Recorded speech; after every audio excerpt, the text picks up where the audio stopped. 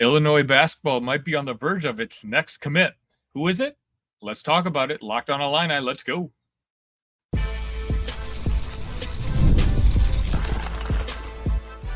You are Locked On Illini, your daily podcast on the Illinois Fighting Illini. Part of the Locked On Podcast Network, your team every day.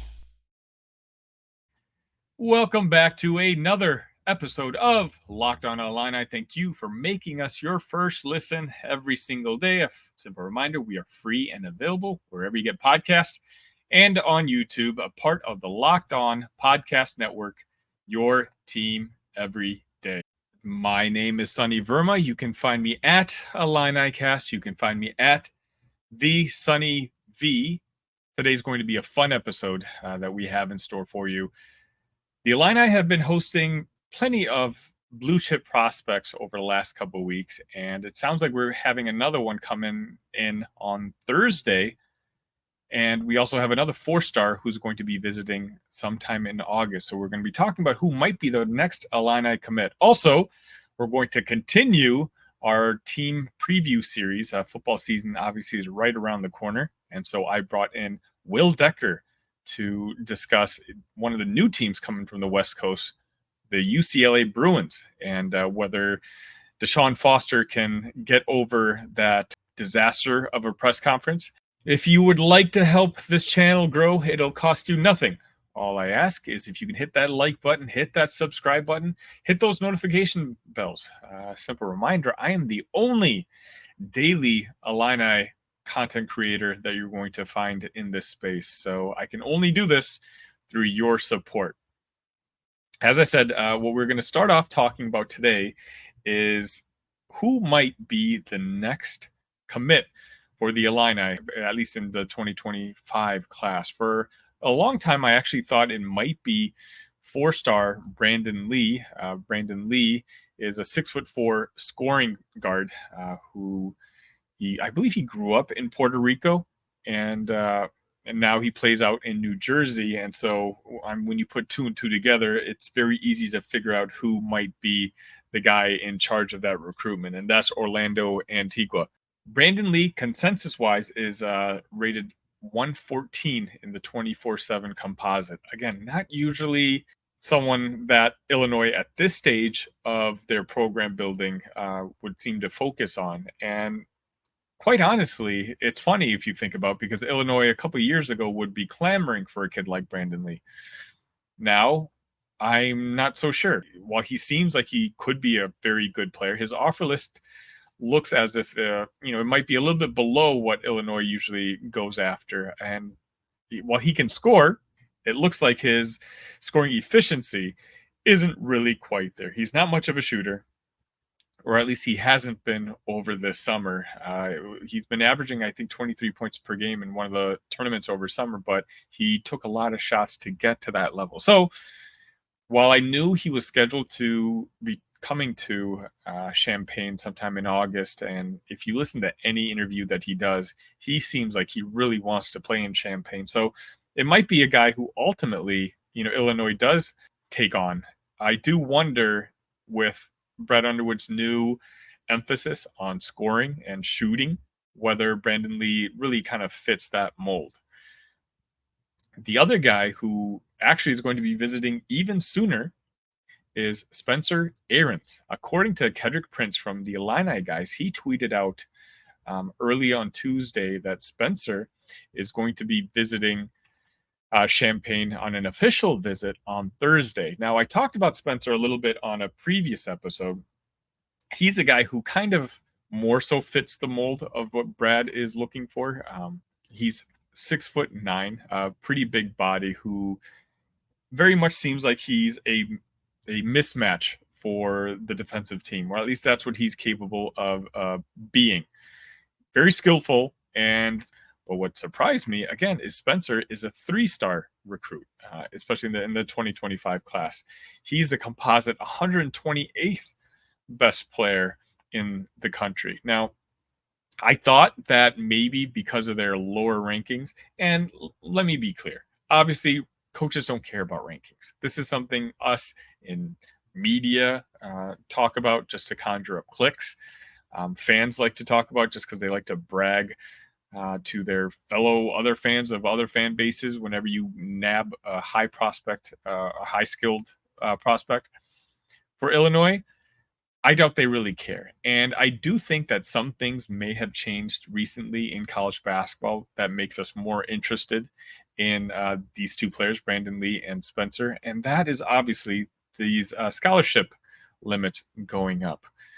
Spencer and Brandon, I think, can at some point be pretty solid basketball players.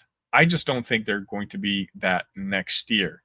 And we've talked about how Illinois has kind of been focusing on the big guns, whether it's Jasper Johnson, Caden Boozer, and, Trayvon Maddox, a lot of guys who are rated actually pretty high in the 2025 class. But what does that come with? With that comes with expectations. With that comes with, high NIL numbers. And again, we know Illinois will play the NIL game, but how many players can you do that for? When I think of Spencer and when I think of Brandon, I think of guys who, if they're ready to buy into the system here, buy into the culture, and they understand that, hey, for maybe the first year or two, that they might not be getting much play time, but the staff here will continue to develop them to not only reach success on the collegiate level, but possibly develop you for the next level. I think these two now all of a sudden do make sense on why Illinois might be a little more aggressive in trying to bring them aboard. Again, Spencer, I thought maybe we would kind of slow play this for another month, 2 months, see what other dominoes might drop. But with Illinois bringing them in on Thursday, that tells me that this might be a recruitment that they want to close down almost immediately. And so I think there's a very good chance that he could be the next Illini commit. The Cubs really couldn't decide whether they were buyers or sellers, but currently with them being in last place in the National League Central, it looks like there's no World Series coming, at least to Wrigley Field anytime soon. But that doesn't mean I am not interested in coming to Wrigley Field. And should I decide to get a ticket, I'll be using the Game Time app. Game Time is an authorized ticket marketplace of Major League Baseball, which makes getting tickets faster and easier. Prices on the Game Time app actually go down the closer it gets to the first pitch. With killer last-minute deals, all-in prices, views from your seat, and their lowest price guarantee, Game Time takes the guesswork out of buying tickets. Download the Game Time app, create an account, and use code LOCKEDONCollege for $20 off your first purchase. Terms apply. Again, create an account and redeem code LOCKEDONCollege for $20 off. Download Game Time today. Last-minute tickets, lowest price, guaranteed.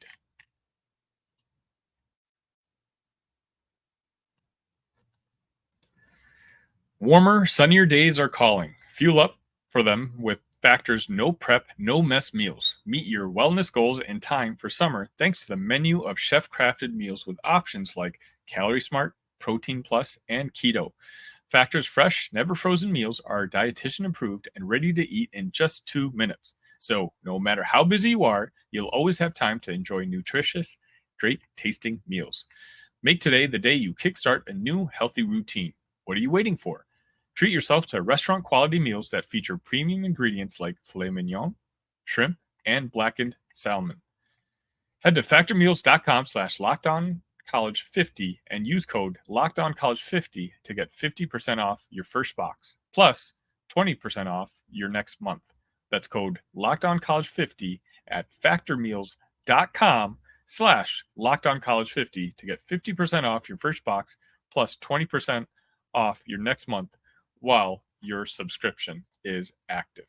All right, we are going to continue our Big Ten season, football season team preview series. And this time we're going to start off with our first team from the West Coast. And obviously now I'm talking about the UCLA Bruins. And for that, I'm going to be bringing on my good friend, Will Decker. Will, how are you, sir?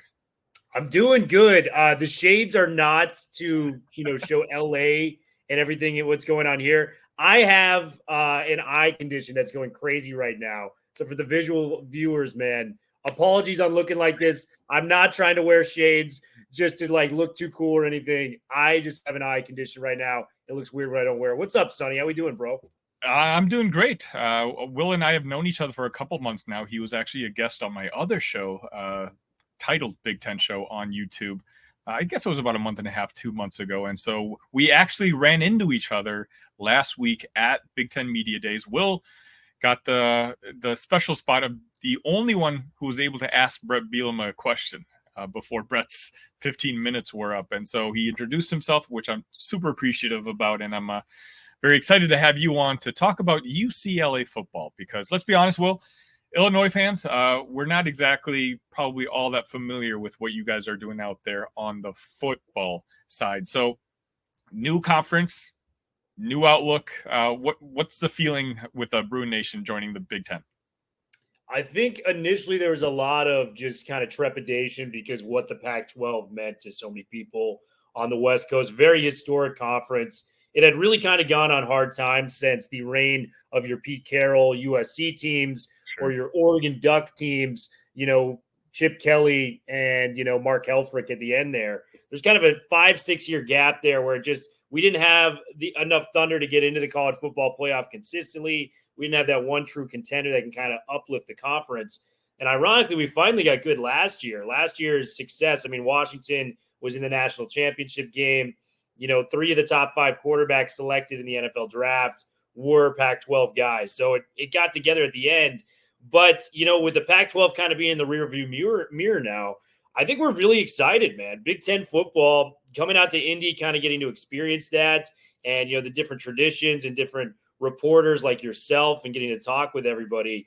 I came away very, very excited about the potential of the Big Ten conference because it's just bigger. The people care more in the Big Ten than what they did in the Pac-12. Sure. You look at the attendance records and, just the line of coaches. Just the most impressive coaches out there at at the Big Ten Media Day in its own right. So it was a lot of fun, man. I think the UCLA fan base has come around to it and are really, really encouraged by what can potentially happen in the Big Ten.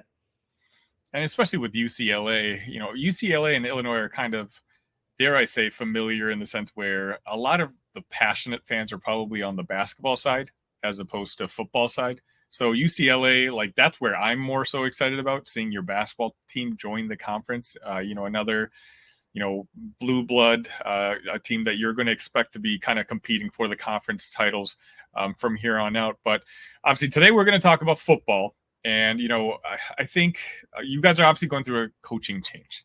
And initially you heard plenty of names such as PJ Fleck.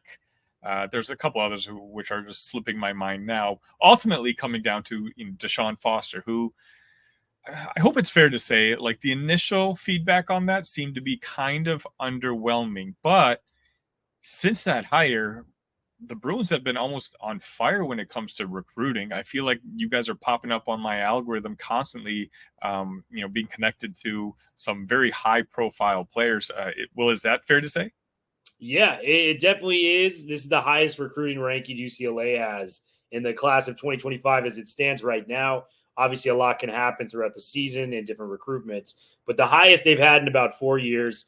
A huge portion of that is dedicated, I think, to the NIL influx. There was an excitement with Deshaun Foster coming back, and, he had just had more NIL money to play with, and that led to, more transfers coming in, that led to more commitments coming in for the UCLA Bruins. They were able to get 2 big-name guys, Madden Iamaleava. His brother Nico is the starting quarterback for Tennessee, was one of the best quarterbacks I've ever scouted. So he's at Tennessee. His younger brother, also a heavy talent. He plays at Warren High School out here in Downey, California. Had offers from your Oregons, your Washingtons, your Auburns, your Tennessees to follow his brother. Could have gone to a lot of different spots, chose to go to UCLA. So having a local quarterback kind of stick it out and commit to UCLA, a 4-star at that, very big deal. And then you got Weston Port, 4-star linebacker, according to Rivals. This guy's offer sheet's very impressive. You got the Ohio States, the Michigans of the world, offering this guy a scholarship, and he chose to stay here as well. He's from San Juan Capistrano Hills out here. So he's kind of circling and keeping some talent in LA, which, for a while, a lot of good players have slipped through the cracks when it comes to UCLA football. For instance, Mason Graham for the University of Michigan defensive tackle. He's from Anaheim out here. And when they asked him at the Rose Bowl, he goes, my dream school is UCLA. They didn't call me. They didn't call a 4-star player in their backyard. He ended up committing to Michigan and kind of tearing it up there. He's now like a top 10 draft prospect at U of M. So, yeah, Deshaun's circling the area. He's doing the good things right recruiting-wise. We could talk about that press conference if you want, Sunny. I was going there next. Yeah, man. It was one of the most awkward things I've ever seen. But the key piece to this is look at the videos. If you're going to look at videos of Deshaun Foster, look at the videos when he was announced as head coach of the team and how the players reacted. Because that's who he has to sell himself to the most. Sure. You don't win or lose games in press conferences, right? I mean, we've seen some of the best well-spoken, most bravado-led coaches. I mean, Rex Ryan flamed out of the NFL in, 3 or 4 years when it came down to it as a head coach and different people like this. So if Deshaun can just communicate to the right people, it doesn't necessarily have to be the media. If he can communicate to the players and get to them and make them play their best, that's all that matters. Terrible press conference. I think he would tell you that himself. But if he can just communicate with the guys in the locker room and get them at their best, I think good things are coming. Was that just like a one-off thing, or like has he been more personable in other press conferences?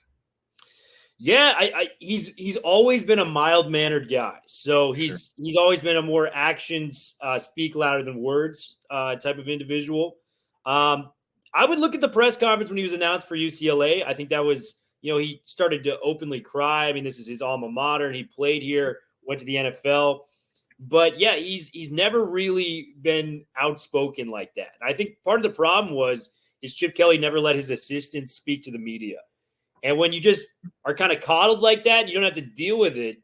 When you become a head coach, you're put in a circumstance like that where you're in front of you're in an empty stadium, in Lucas Oil with, 300 reporters looking at you. And I think you just kind of froze and panicked a little bit. So, just get your coaches out to the media, have them speak early so they're prepared for those situations. But overall, are you happy with the hire, at least from what you've seen from him? Yeah, it's impossible to say. I think we're going to get a lot of information with him on the first season. I think if he can get to a bowl game, I think they made the right hire. If they don't, I don't think so. I think if it's 3 or 4 wins, I think it's going to be a rocky, road to climb back from. That press conference lingers in a lot of people's minds, unfortunately. That's just the way it is in society. But, from a recruiting standpoint, the transfer portal, what I've seen behind the scenes, I think it's a good hire for right now, given what they were, able to do and how they surrounded him with the coaching staff. Eric Bieniemy coming in, formerly of the Chiefs with Patrick Mahomes and Kelsey and the Commanders last year. Okaika Malloy, very familiar with the defense, coming back. He's the D-line coach a year before. So he's going to be, not overchanging too much there. So I think the defense is going to be a little bit better than I think people think. But yeah, I think overall I'm intrigued by the hire. I'll put it to you that way. All right, and right after this, we'll talk about the actual players on the field.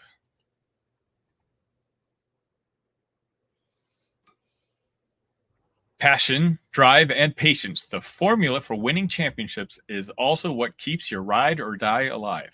eBay Motors has everything you need to maintain your vehicle and level it up to peak performance.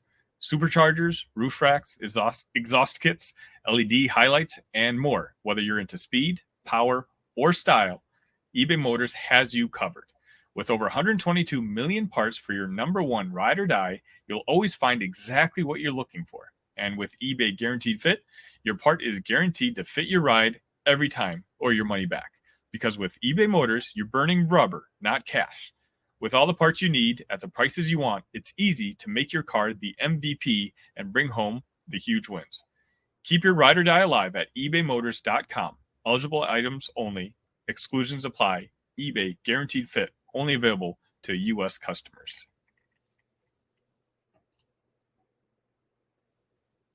All right, Will. First season in the Big Ten for the UCLA Bruins. Let's start on the defensive side. Who are some of your game breakers?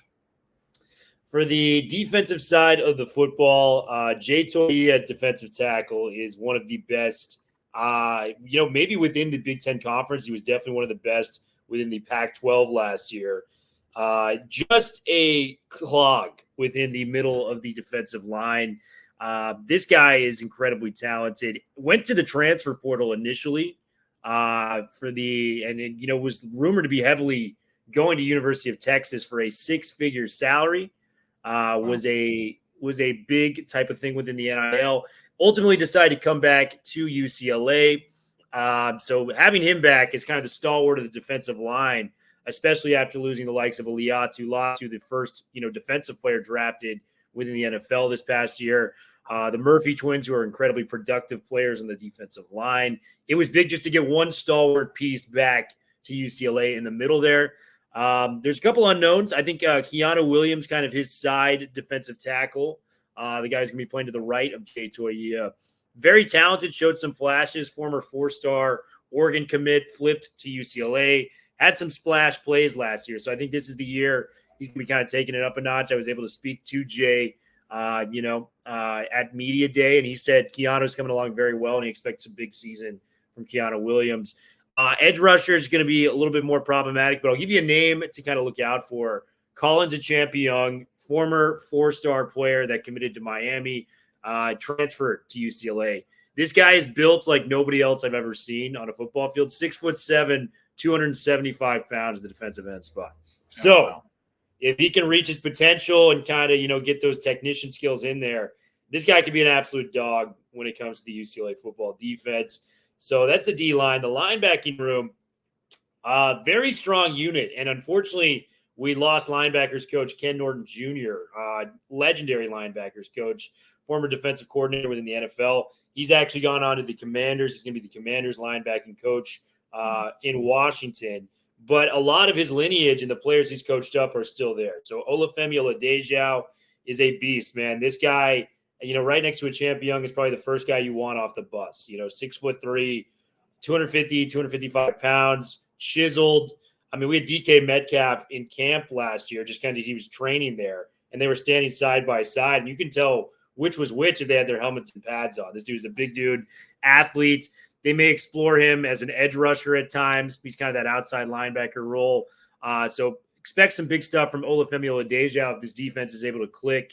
Kane Medrano is a guy that came back that we're really, really excited about.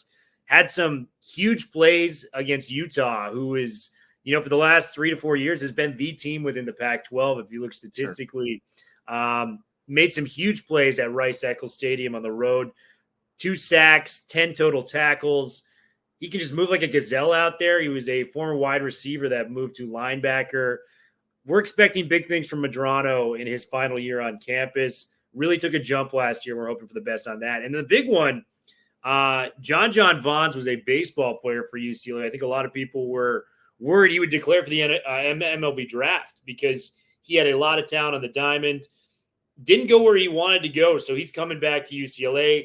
He was actually the 4th rated linebacker in the returning linebackers coming to the Big Ten. It's a confusing stat because they just kind of took his Pac-12, rating and, plugged it into the returning linebackers of the Big Ten. But John Vaughns coming back. And then Ollie Kayau coming back as well from Alabama. This dude was an Alabama transfer back in 2020, is now with UCLA. Had 2 flash games, has been injured the last 2 years. Apparently, he's coming back and playing as a former 5-star guy. The only reason I believe in this is if you know the Liatu Latu story. He sat out for 2 years and then just kind of picked up where he left off as a 5-star, becomes a top 15 draft pick. So we're kind of hoping the same happens for Ollie Kayau. Secondary, the 2 main corners coming in, Jalen Davies, Devin Kirkwood.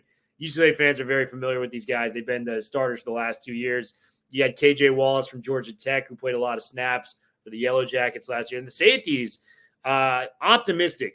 Braylon Addison, our safety, 6'5". I was talking to some Oregon reporters. He transferred down from University of Oregon to UCLA this offseason. Very talented player, just couldn't stay healthy. So if you can kind of get a healthy campaign from Addison, the rumors were that he's a pretty solid player out there on the field and can make a difference. And our other safety is Ramon Henderson coming from Notre Dame. So you have talent on this defense. It's a matter of putting it together. Ilkaika Malloy's in his first year as the coach there. And then the offense, it's a completely new offense they're instilling where Chip Kelly was more of a run-first type of guy. Sure. He is the spread offense. He's the master of it. I think Ohio State fans, for the record, are going to love him as an OC because he is so good at calling plays. But Eric Bieniemy coming in, it's a little bit more of a West Coast offense. You're throwing the ball more, and they have the receiving core for it. You're bringing back a J. Michael Sturdivant who, before a very inconsistent year last year. And granted, that was due to the endless quarterback carousel that was at UCLA, and we'll get into that in a second, was number 5 on Dane Brugler's draft board as wide receivers in a loaded draft class for wide receivers. Yeah. The last game of the season, he had chemistry with Ethan Garbers, who's the starting quarterback now, 4 catches, 142 yards, and a touchdown. We're kind of banking on him to be a big-time performer this year. You return your top 3 pass catchers from last year, Logan Loya. You get Rico Flores coming in as a transfer from Notre Dame. Ethan Garbers, man, I'm impressed. I thought he was the best quarterback out of camp last year, and that includes with Dante Moore. From what I heard, Dante Moore, due to some kind of internal pressure, felt like they had to play him as a 5-star coming to UCLA. He showed some flashes, and I think he's going to be a very good quarterback, but he just wasn't ready the way Ethan was, or didn't have the master of the offense that Ethan was. Ethan kind of takes over the last 5 to 6 games as the starters after some injuries. And he does 2 big things, for UCLA. He beats USC and Caleb Williams at the Coliseum. Number 1 pick in the draft, outdueled Caleb Williams on his own turf last year. Big-time win for Ethan Garbers. And then in the LA Bowl, he delivers UCLA its first bowl victory since 2015. So you kind of have those combinations coming in. I'm a big momentum guy. If you finish the season in a strong manner, it usually translates. I'm looking at these Heisman, preseason betting odds, and I'm looking at a lot of these guys. I'm like, who finished the year in the right way? Like, who am I going to put some money on that I feel confident about where that momentum translates? I'm not saying Garbers is going to win the Heisman or anything like that, but I say I feel confident of him as the starting quarterback next year. Former 4-star recruit in his own right, transfer from Washington. The big question I had with this team was the offensive line, and to his credit, Deshaun Foster, he got out on the recruiting trail in terms of the transfer portal. Offensive line looked shaky during spring ball. I was at every one of those practices I saw it. He went out and added 4, credible potential starters to the offensive line. Michael Carmody coming from Notre Dame, a guy that probably would have started for Notre Dame, but the guy ahead of him was Joe Alt, who went number 5 in the draft to the Los Angeles Chargers. Sure. So Michael Carmody coming from Notre Dame. Notre Dame is like, offensive lineman U too. So you want to get guys from that lineage. You got Ruben Unige coming, who's got, 20-plus career starts to his name, was at Houston, starting on the opposite of a NFL tackle that got drafted, Patrick Paul. You got, Alani Makaheli, UNLV guard, started all 13 games last year. And you plug that in with Garrett DiGiorgio, who has started 26 straight games for UCLA. You plug that in with a Spencer Holstage, a Purdue transfer that came down, who's already kind of familiar with the trench work of UCLA. I think the line is, from where it started to where it's at now, if they can gel, it may be the biggest remodel I've ever seen in terms of one offseason if we can get those guys out there. So very, very encouraged with the big guys up front. You asked me off air about the win total this year. I was just going to go there. Speaking of lines. 6.5 before we saw what we saw at Indianapolis was That's kind incredible. Of a spot. But at 4.5, you can call me a homer. You can call me whatever you want. I'm going to hammer the over on 4.5. I think 5 or 6 wins would put Deshaun in a good spot in year one. If he can get to a bowl game, kind of keep the upward trajectory moving forward, I think there's a lot to like there. So that's what I got for UCLA, man. And let me know if I missed any cogs for you. No, of course, you always do a fantastic job. Again, let's be honest now, especially with the national media, college football media, that press conference is going to be in a lot of people's memory. And so if Deshaun Foster has some moments out there on the field where it doesn't look like he knows what he's doing, people are going to jump on that. Do you think there's any sort of result to this season where all of a sudden UCLA is going to second guess what the hire immediately? It's unfortunate, man, because, a lot of times it's the mistakes you have in life where it will stick with other people that know of you and things like that. So, yeah, it was a really bad press conference. I think he would tell you the same. If things are trending downwards and they don't get to that, bowl eligibility mark, there's going to be a lot of people in this fan base that are going to be kind of like, this guy doesn't know what he's doing. I don't know how much of it's him, what's going on with the offense and everything like that. So I think there's a lot to that. I root for Deshaun Foster. I think he's an awesome human being. His work as a running backs coach speaks for itself. I think he was one of the best in the country. But yeah, I think the key area is they have a 3-game stretch. And this is, for my money, the toughest 3-game stretch in college football. You go to LSU in week number 3 after playing Hawaii and Indiana. Baton Rouge, LSU, SEC power. We know what LSU is. They're going to be good again this year. Brian Kelly's job's depending on that. They go back home. They play Oregon, who's a legitimate national championship contender. Was able to talk to Dan Lanning last week. I'm in full belief of what they're building there for the Oregon Ducks. And then they have a bye week, and then they go across the country to Penn State, and they play at Happy Valley. That's legitimately like maybe 3 straight top 10 opponents if everything is going to plan. 2 of those being in the 2 toughest road environments, in my opinion, in college football. The most important game for them is the Minnesota game after that, because I don't have them winning any of those 3 games. If you can beat Minnesota, get back to 3-3, if hypothetically you take care of business against Indiana and Hawaii, then you can kind of be on the track to something better. The back half of the schedule, while it's still tough in the Big Ten, a lot more forgiving than that. So that's what I got for you, man. I hope I was able to inform the viewers on some UCLA football. You absolutely did, Will. And again, we're going to have you back once basketball season rears around the corner. But Will, before I let you go, if you can please let the folks know where they can find you.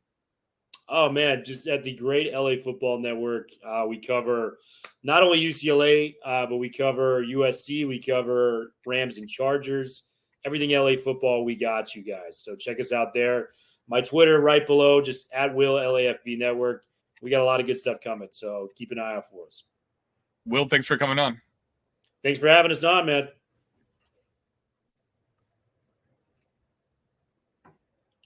And that about wraps it up for today's episode of Locked On Illini. On your way out, please hit that like button, hit that subscribe button. It's a way for you guys to help grow the show, and it costs you guys nothing. And we're coming ever so close to that 900 subscriber mark. Am I going to be able to hit that 1,000 mark before the football season starts? Who knows? With your help, that could be possible. But until tomorrow, ILL, love you guys.